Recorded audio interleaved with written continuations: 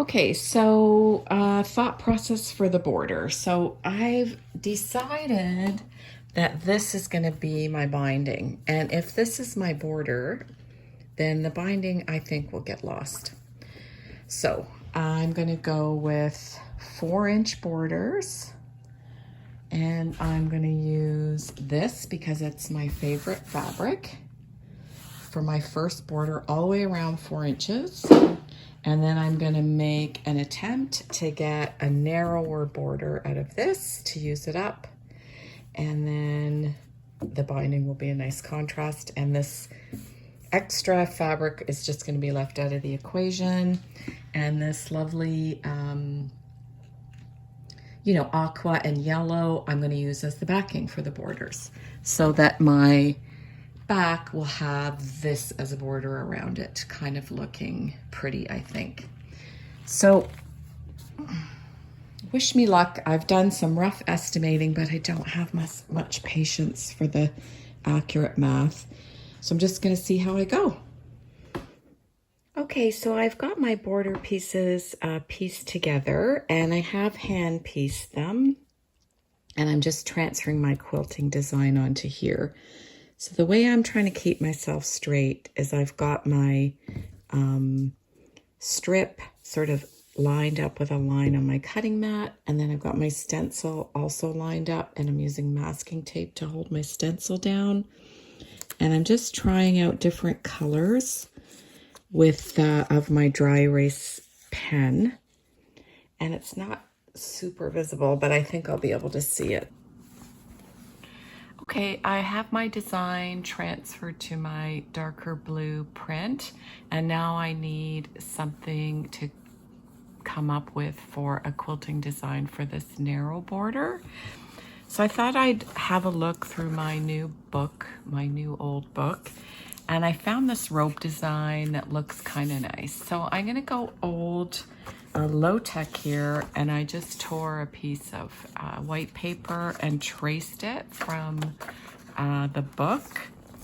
And now I'm going to make the lines darker with my Sharpie. I didn't want to use the Sharpie when I was doing the first tracing because I didn't want to mark up my book.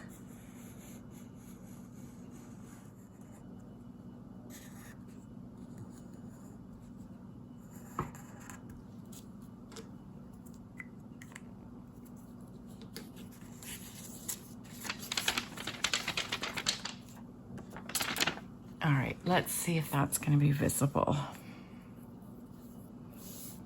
Yep, it is. So I'm going to use this to trace the quilting line to the white fabric. Okay, I've got my design taped to my cutting mat to try and keep it still. Let's see how this is going to work. So I'm more or less, let's line up a bit better here. Lined up my edge with one of the lines on the cutting mat.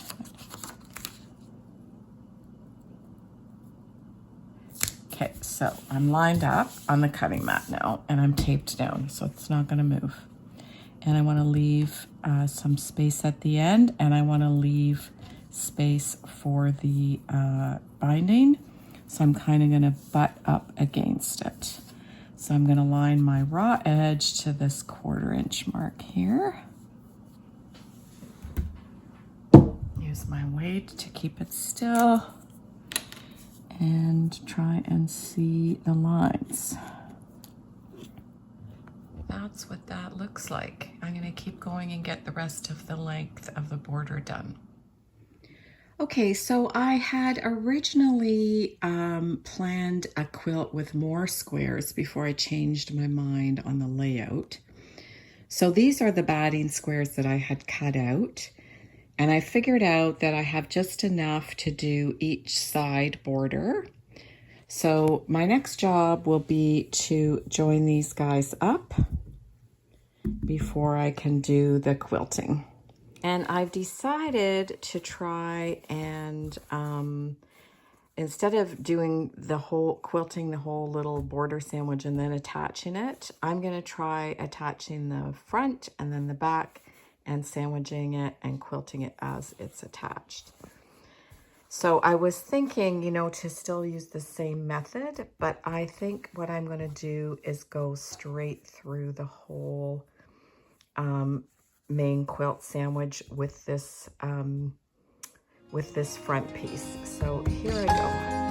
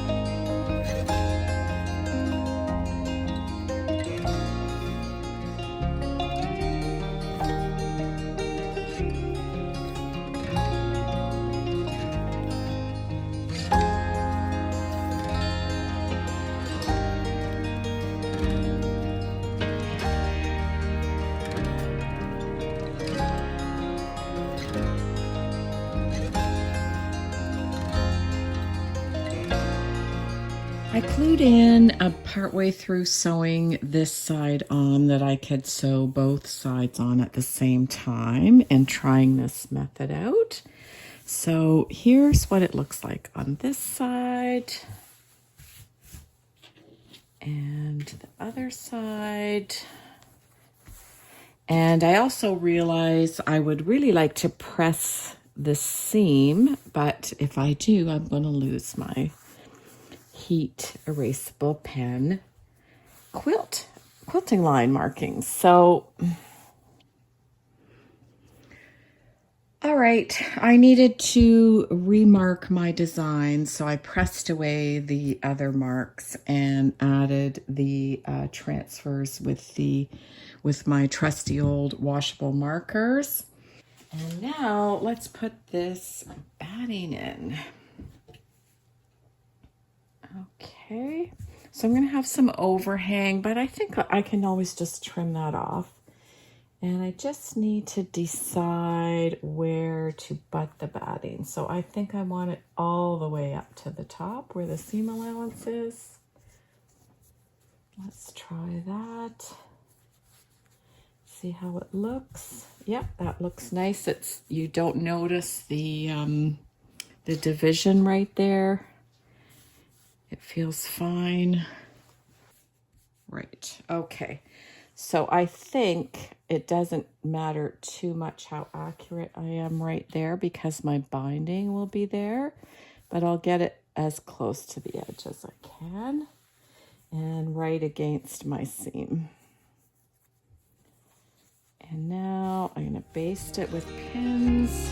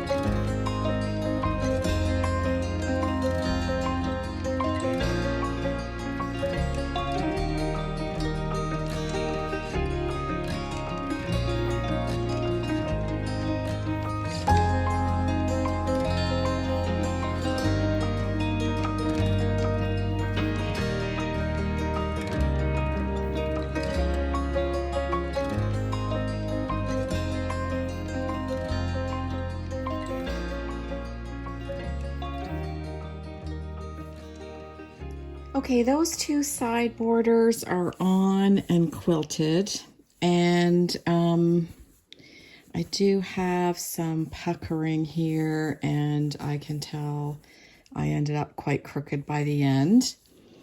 But I'm going to keep going, except this time I'm going to do the top border, quilt it separately, and then attach it similar to the ways that I did the blocks. And I'm out of, this is all the batting I have left, scrap batting. So I have to come up with another plan. I have this mattress pad that I used for my baby quilt. So I'm going to spend some time taking it apart and using the interior. And I have another big piece of it here.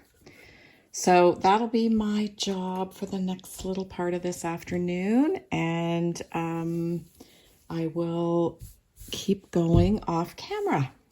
This just caught my eye. So I guess that is what happens when you quilt late at night. So I'm going to see how much I have to work with here.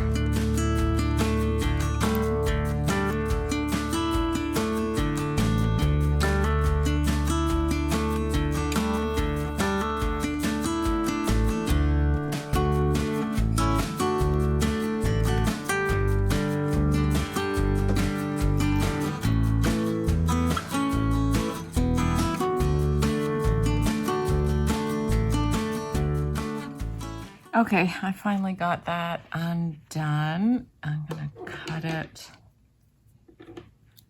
in half and tie a knot. I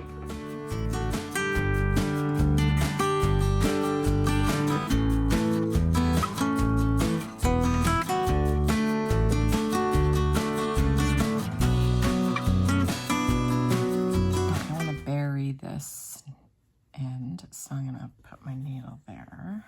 Actually, not there, right there.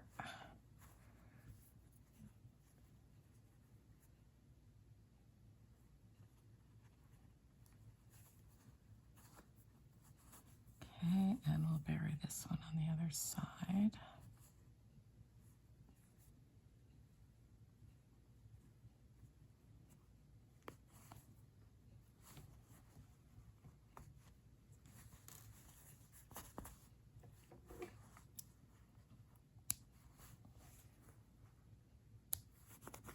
Okay, crisis averted.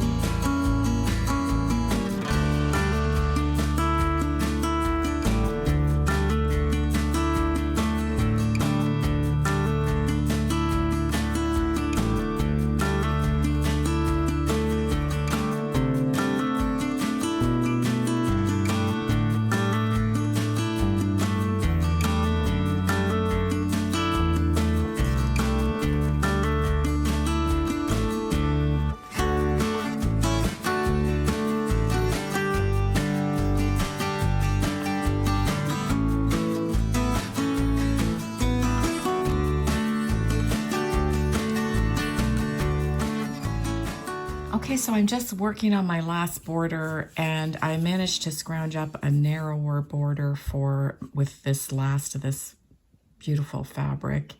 I don't have enough room to do my leaf quilting pattern, so I've just done 2 wavy lines, and I'm just using up the very last of my batting scraps. Franken batting, I'm okay.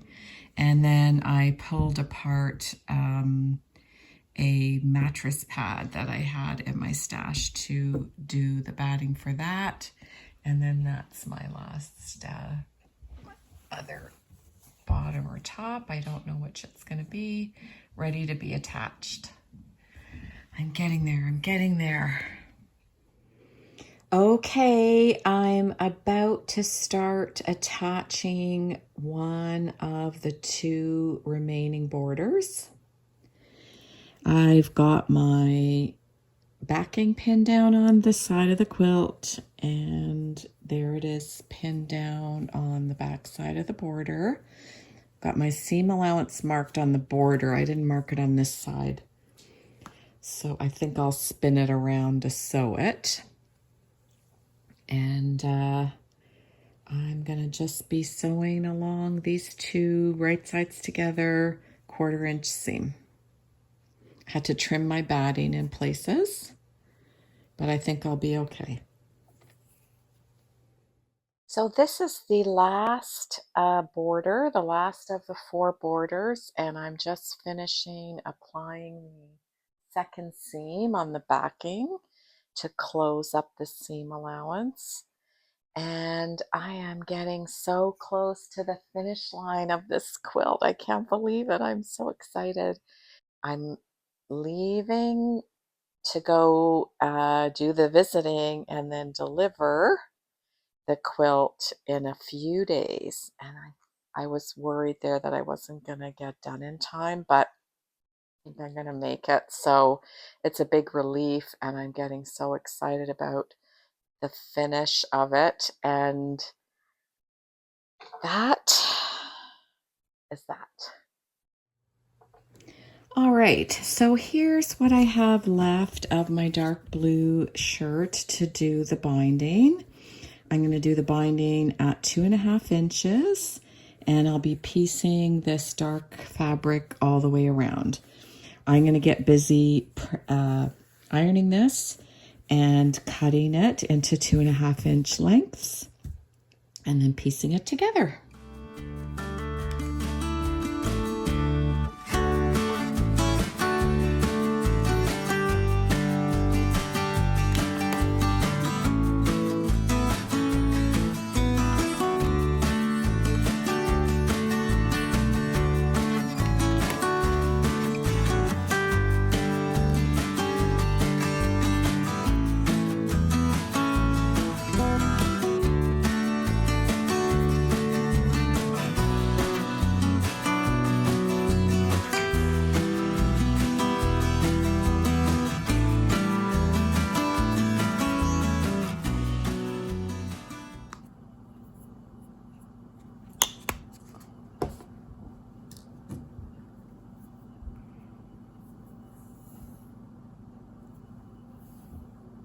Okay, I'm sewing with double thread to piece this binding to just save a little bit of time. I'm going to try it. I'm also electing to do a straight seam instead of a diagonal seam. I did that on my, I didn't film it, but I did that on my last quilt that I made, and it's, you know, the straight seam is so much faster. It conserves a lot of fabric, and I don't think it made it bulky at all. So I'm gonna use the same route this time just to conserve some fabric and conserve some time, because I am hand piecing. So there's my iron,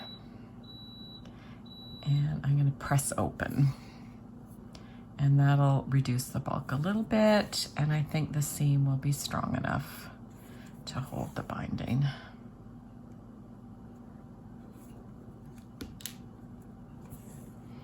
And knock on wood, so far with the use of the hand lotion on my thread, I don't have any knotting. It's also a nice short seam, so usually I get a lot of knotting when I sew with double thread, so for the short seam, I think I'm gonna be okay.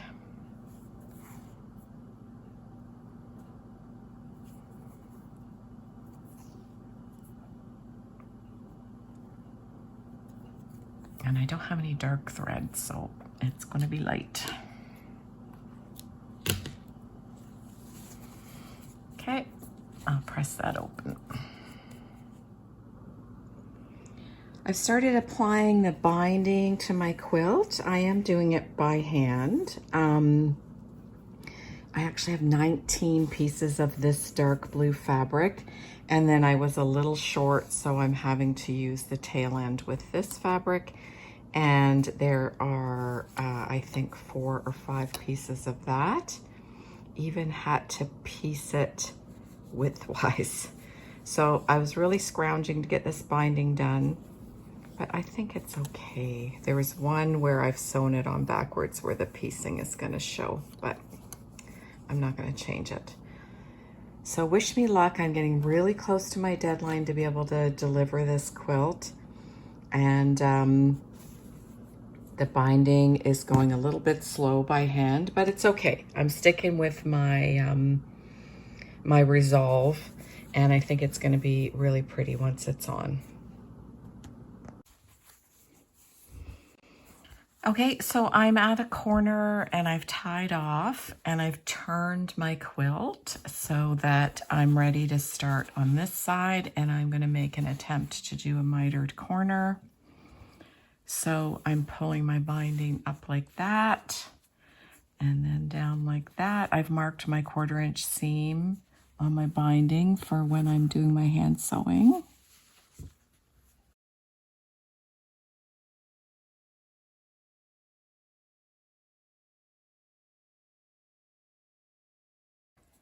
So I don't want to start sewing until this spot right here. I don't think I want to start all the way up here. That's from what I can tell from watching people's videos, they tend to leave that part out. And for me, that seems to be what trips me up. So there's essentially, this flap is essentially like free floating. And I'm just trying to match up the first stitch with that spot right there, which is right here. So one of the nice things about doing this by hand is I have this like right in front of me and I can feel it with my finger, but I'm actually gonna put like something right there. Let's see if that might be too big. Maybe I'll go through like this. Okay, so I've gone through on both sides. So I know to start my stitching line there.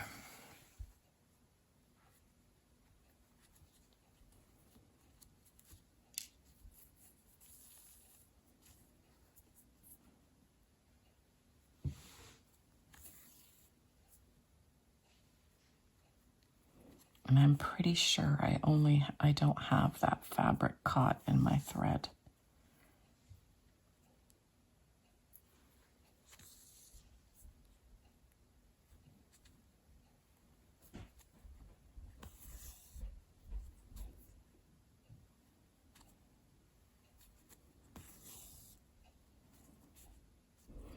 Okay, so I'll show you how that works out when it's time to flip the binding around.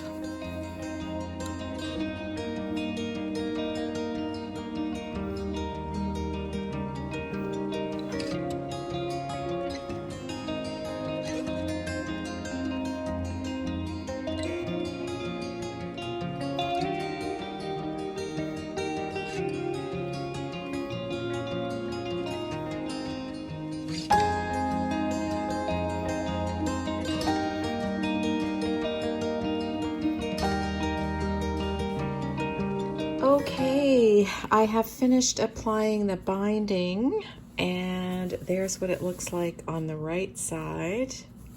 There's one of my corners. I think I'm getting better at the mitered corner. That one actually turned out quite nice. I sewed it closed. This one is not bad. This one is not great, but I'm gonna live with it. And this one is a bit bulky because it has a joining seam there, but it's still okay. So mitered corners on the binding. So I've been fooling around with the label. This is this piece of fabric I want to use. It's a remnant from a sheet. And I was thinking to put the label in my own handwriting. And that's the basic layout, but I don't like my M's. So what I've done is I have printed the name of the quilt on my computer and picked a font I liked that I think will be okay to embroider. And this is the rough size of my label, so I think it's gonna look okay.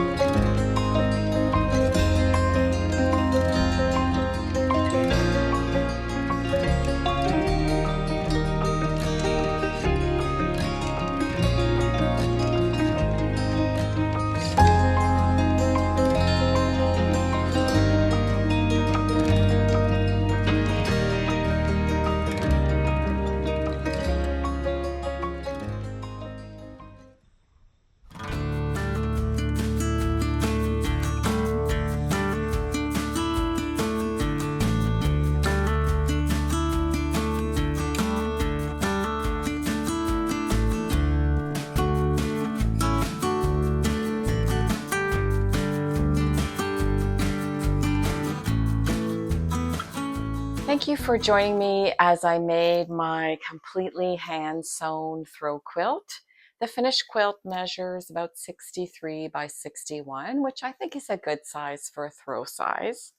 And the flannel backing does make it a little bit heavier, but it's still quite soft, so I'm very pleased with the outcome. So I just went back and checked my first shot, and the date was just towards the end of March. So it's about mid-June now, and so basically 2.5 months to get this quilt done, sewing it completely by hand. What a great experience. It's very mindful to sew by hand, and even though the progress is slow and the quilt as you go feels like it takes a long time for the size to expand because the blocks aren't joined till almost the last step, I'm really glad that I decided to do it like that. I'm really glad that I used up almost all of my fabric. I have almost zero scraps. And I think it's turned out to be really pretty, and it's a very soft, cozy quilt. Thank you so much for watching, and I'll see you again soon in my next video.